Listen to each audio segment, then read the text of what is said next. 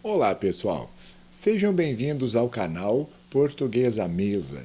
Eu sou o professor Ricardo Mamed e hoje nós vamos discutir uma problemática, digamos assim, com relação aos verbos. Nós falaremos sobre correlações verbais e também algumas dicas para que vocês consigam escrever melhor, comunicar-se melhor e usar também a língua de uma maneira informal dentro destas propostas.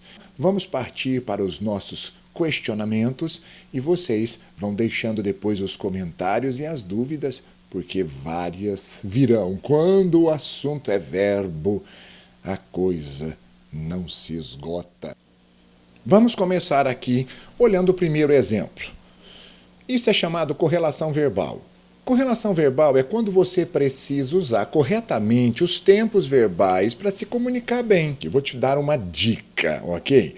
Neste caso apresentado, está no sentido literal, porque também pode acontecer de você olhar ou ouvir uma outra versão, olha, e achar, está errado, isso não é assim. Bom, vamos discutir aqui primeiro o que é o gramaticalmente correto. Depois nós vamos falar um pouquinho sobre aquilo que pode fugir um pouco à regra no sentido e não no erro, ok? Então vamos lá.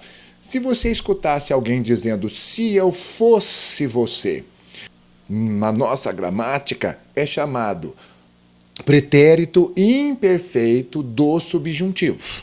Por que pretérito imperfeito do subjuntivo? O que nós estamos vendo aqui?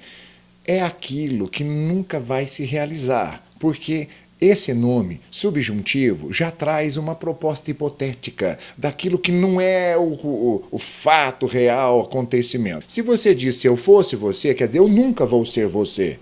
Essa é a situação do subjuntivo aqui, no caso do pretérito imperfeito. Vocês estão vendo? Há uma expressão muito comum aí, corriqueira, que a gente chama o verdadeiro leite derramado. Se você falar para mim, olha, se eu tivesse dinheiro, quer dizer que você não tem. Se nós pensarmos, funciona dessa maneira. Tudo que você fala nessa circunstância é algo que você tem que pensar. Então vamos lá, se eu fosse você, eu ficava calado ou eu ficaria calado? Hein? Vamos olhar? O correto, de acordo com a norma gramatical, vai ser eu ficaria calado. Por quê? É a correlação ao pé da letra. Então, o que você quis dizer? Você usou o ficaria. Nessa forma verbal, você tem o futuro do pretérito. O que é isso? É um condicional. Nós não temos certeza se você vai ficar ou não. Por isso que eu estou falando, olha, eu não sou você, mas se eu fosse, eu ficaria. Quem é que vai te dar a certeza de que você vai ficar? Então, por isso é que essas correlações são muito inteligentes. Aqui, pessoal, é pé da letra. Então, digamos, é a norma, ok? Digamos que seria o sentido literal. Mas, como nós estamos aqui para discutir, se você esquecesse o meu aniversário, eu não lhe perdoava ou eu perdoaria? Agora nós vamos abrir aqui um escopo. Vamos esquecer a forma rígida e vamos pensar na forma do querer passar uma proposta, do querer sair do literal. Então, vou te passar o que é. O uso não literal. Você poderia usar o perdoava. É correto gramaticalmente? Olha, sim, mas e a ideia? É isso que eu gostaria de ressaltar, porque às vezes a pessoa fica presa à norma e nem sempre a norma vai resolver o problema da semântica. Porque o que você teve? Se você esquecesse meu aniversário, eu não lhe perdoava nunca mais. E isso dá um efeito de segurança para a fala, para a apresentação do verbo. Estamos saindo, vocês viram, da forma que eu te apresentei anteriormente, que seria o perdoaria. Só que dá uma ideia no perdoaria daquela situação, será que vai perdoar, não vai perdoar? fica numa insegurança. Quando você usa o verbo no pretérito imperfeito, que é aquela ideia passada, mas que você não tem certeza do momento, seria um passado qualquer, num tempo indeterminado aí, aconteceu, não pontual, existe sim a norma culta que diz: se você esquecesse o meu aniversário, eu não lhe perdoaria. Isso aí é o literal. Mas quando você quiser colocar o perdoava, você está usando o não literal para mostrar o efeito de certeza. Suponhamos aqui uma manchete de jornal que anunciasse-nos a seguinte proposta.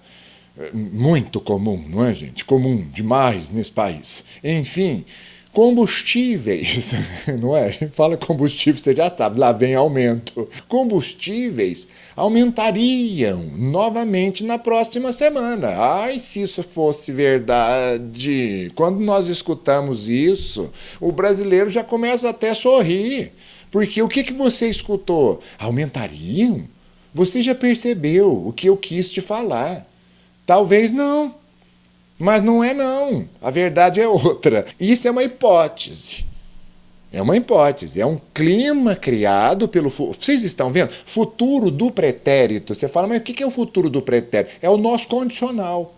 Eu falaria, eu pensaria, eu gostaria. Aqui o combustível aumentaria. Com essa questão apresentada, combustíveis aumentarão novamente na próxima semana. Com certeza. Efeito de certeza. Mas se você pensar comigo, raciocine como os verbos da nossa língua são muito flexíveis. Aumentarão não é um futuro do presente? Que nós dizemos que a Deus pertence, porque não se sabe. Se você disser, eu farei lições de espanhol, isso não é certeza, é um futuro. Por isso é que nós chamamos futuro do presente. Mas neste caso que eu estou te apresentando, eu estou querendo te dizer isso. A flexibilidade da língua em certas circunstâncias para entendermos bem o que nós lemos, porque às vezes a pessoa vê e fala, está errado, isso não pode. Nem sempre é o erro em si, não é? A maioria das vezes é simplesmente para criar essa situação, para mostrar que existe diferença. Por exemplo, vamos voltar à frase anterior? Olha isso. Combustíveis aumentariam novamente na próxima semana. Isso seria muito bom se fosse anunciado pelas mídias. Não é verdade? Porque não é certeza. Agora, quando escutamos que eles aumentarão, mas meu querido, você pode ter certeza que vai sim, vai vir o aumento. E não é futuro que a Deus pertence, não. É o brasileiro que vai pagar mesmo. São circunstâncias que eu queria apresentar para vocês hoje e para que você visse que essas correlações são muito importantes para serem feitas. Então não leve tudo ao pé da letra, porque dá para sair um pouquinho, né, da situação. Vamos ver mais um caso? Eu trouxe também aqui uma beleza de um livro chamado Ressurreição, do Machado de Assis, em que há uma proposta aqui. O personagem Viana, quando querendo convencer, no caso, Félix, a participar de uma festa, são personagens da obra, né? E vendo seu convite recusado, ele diz o seguinte, o original é o era, olha lá, o verbo como está. Ele falou, não caia nessa, acudiu Viana. Eu era capaz de deixar todas as viagens do mundo só para não perder uma reunião do coronel. É um excelente homem e dá boas festas. Vai! O que nós estamos percebendo aqui? O literal seria, não caia nessa, acudiu Viana, eu seria capaz de deixar. Então o que Machado quis dizer aqui?